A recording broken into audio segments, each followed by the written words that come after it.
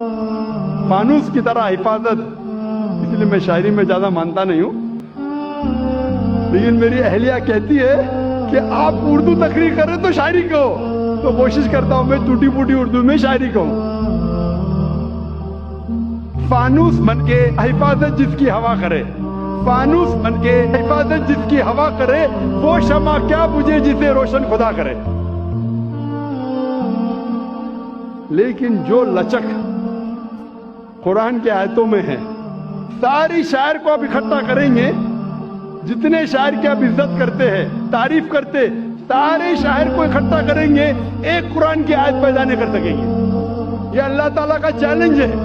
سورہ بقرہ میں سورہ نمبر 2 آیت نمبر 23 اور 24 میں، میں شیخ فیض الرحمان کے خلاف نہیں ہوں اور ان سے معذرت چاہتا ہوں، وہ کوآرڈینیٹر ہے۔